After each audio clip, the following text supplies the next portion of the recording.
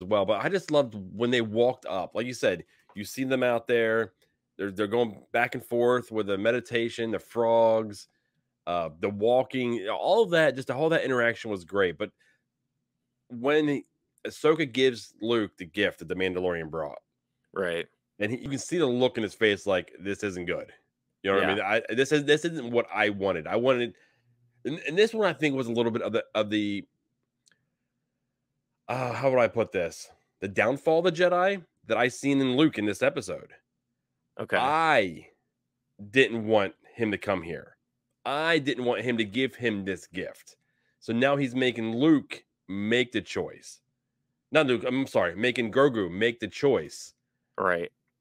And that was really what led to the downfall of the Jedi, the blindness. That was everything they wanted. Once I had power, I want to retain the power. Yeah.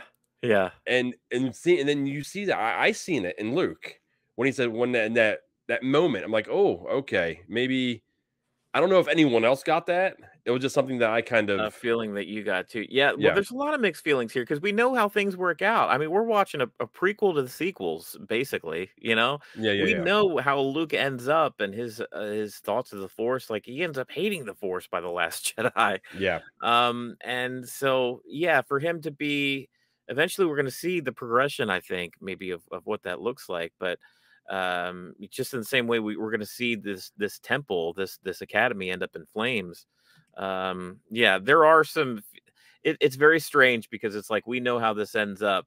Almost like the prequels, watching the prequels, like you watch little Annie yeah. and you're like, oh, that cute little kid, oh, he's such a good pod racer, and you're like, oh, I don't know. That's Uh, funny. You know what? Let's watch this real quick. The clip that there's a clip with Anakin and Ahsoka, and they're just talking back and forth. And it's I mean, kind of about what we've Luke been and talking about Ahsoka. here. Yeah, Luke, not Anakin. Oop. Here we go. Sometimes I wonder if his heart is in it. So much like your father.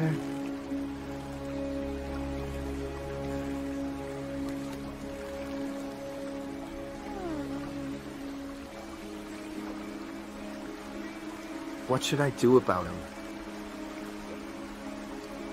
Trust your instincts.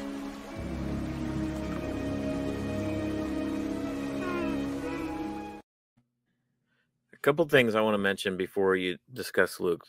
First of all, just what we just saw visually. We just saw a live action Ahsoka Tano talking to Return of the Jedi era Luke Skywalker, discussing, how Luke is like his father, Anakin. Like, if you would have told me that there would be a live action 4K HDR scene like that a couple years ago, I would have been like, there's no way.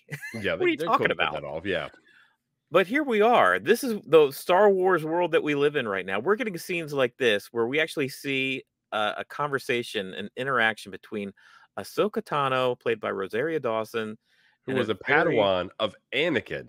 right, who's in live action now, who's mired in just being an animated character for Yeah, a decade or more, talking to a de-aged, looking incredible young Mark Hamill playing Luke Skywalker, which, the magic of puppetry and CG and deepfakes and all that stuff that goes into that.